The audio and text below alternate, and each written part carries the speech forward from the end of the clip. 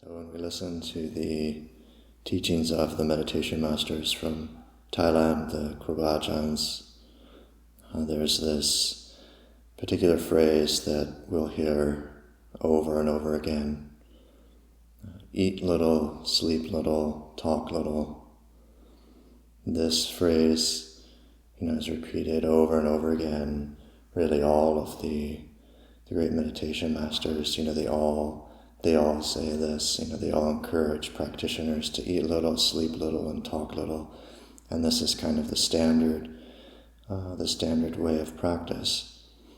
And, eating and sleeping and talking, these are things that humans have to do in order to survive in the world. But the problem is that when they're taken to an excess, they tend to create negative mental states. So if we eat or sleep in the appropriate amount, it's conducive to peace and well-being.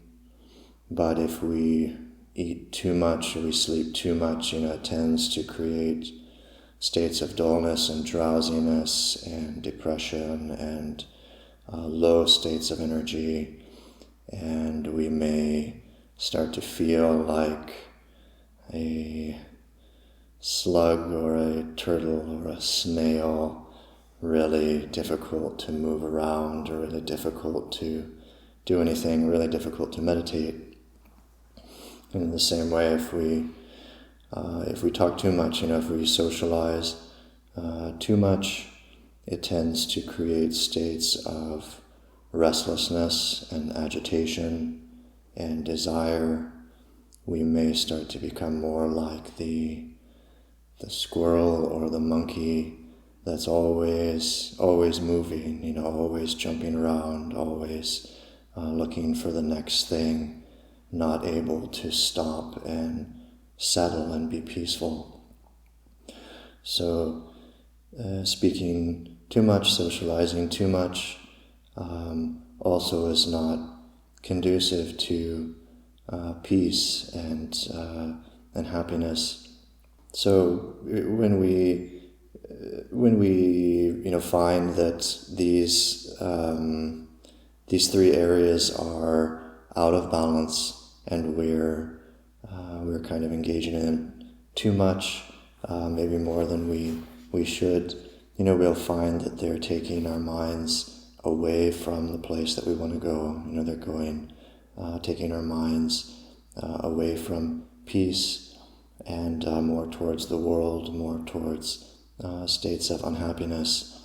And, really the reason that we engage in excessive eating or sleeping or talking, is for the pleasure that comes from that.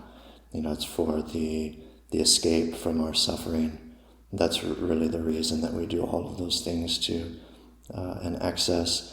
But, the pleasure that comes from those things is really, sensual pleasure. It's the pleasure of the world, and it has the negative effect of, ultimately it doesn't actually make us happy. It agitates the mind.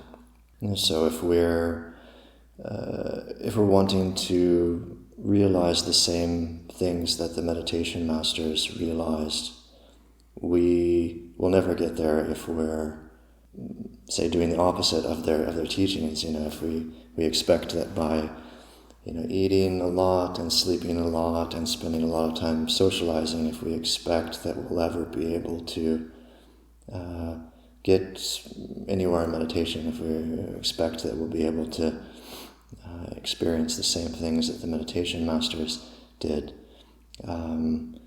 I think that's not the reality. The reality is that if we do those things to an excess, we're actually traveling in the opposite direction that all of the great meditation masters who we aspire to be like have traveled in.